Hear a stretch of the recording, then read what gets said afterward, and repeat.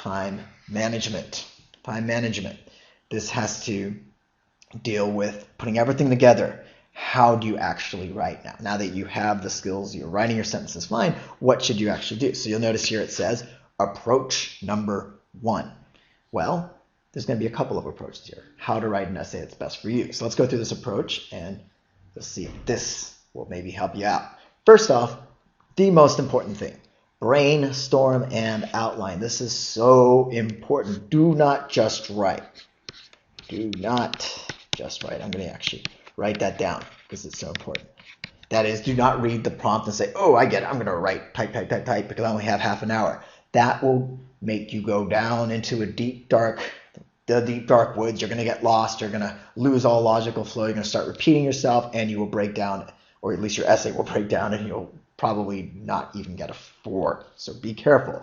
Why? Because brainstorming and outline helps plan your attack, where you're going to go. The idea is that you're going to come up with, and that's why allocating 3 minutes to it isn't a waste of time, because once you have an idea, once you've mapped out what's going on, then the writing is going to flow out that much more smoothly. So this is the very first thing, fundamental, brainstorm and outline.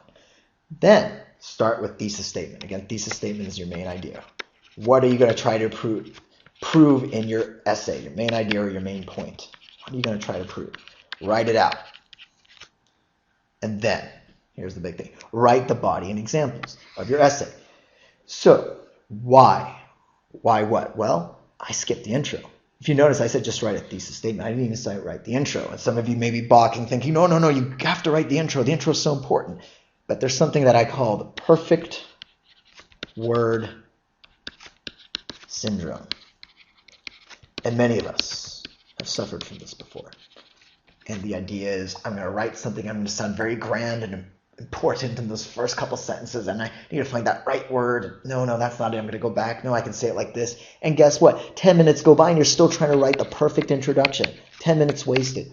So skip the introduction from the beginning and just start with the thesis and go straight into the most important part, which is the body and the examples. That's what's going to back up your points here. And this is going to take 20 minutes because, again, this is really where you get to shine here because they're looking for analysis. They're looking for your ability to persuade them through your analysis. And that's all happening right here. Finally, conclusion. It's minimal. It's not important. You're restating what you've already said before in your intro. Well, in this case, you haven't even had an intro yet, but the point is when you write your conclusion, you can use your thesis statement here and simply reword it.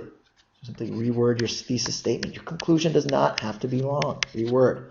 Maybe add one parting thought at the end. 2-sentence conclusions are perfect. Even a 1-sentence conclusion is fine. And then writing that intro, that first sentence or two, becomes easy because you've written everything else. There's no pressure. You've done all your persuading here. You've done a good job. And that's approach number 1, which I recommend for a lot of you if this rang a bell. If I said perfect word syndrome and you said, oh yeah, I know exactly what you're talking about, then this approach is for you. However, you may say, wait a second, edit. Very important to edit and spend 2 minutes on editing. That is what's very important because, as we talked about with grammar before, you do not want to make grammatical mistakes or even worse yet, spelling mistakes. And that's why spend 2 minutes making sure everything matches up and making sure that there's no small mistakes. And that's approach number 1.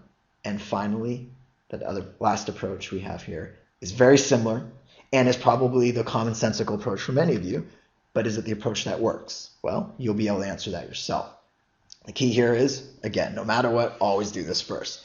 But in this case, you can write your intro and thesis statement as you would normally. If you have no problem in doing this, you can usually get to the point after you've brainstormed an outline, that is, you can get to the body, then writing approach 2 or taking this approach is perfect because I do not want to change the way you do something if you have no problems doing it. So if you're comfortable writing an intro and thesis statement, you can do it in 3 minutes, then great. Then follow, as we did in approach number 1, writing with the body and example, spend 20 minutes there. Write your conclusion, spend 2 minutes there again, not the most important part. And just as important as spending time on your essay, you want to spend time, of course, editing your essay. And spend a couple of minutes there, and that is going to help you create an essay that will bring out your greatest potential.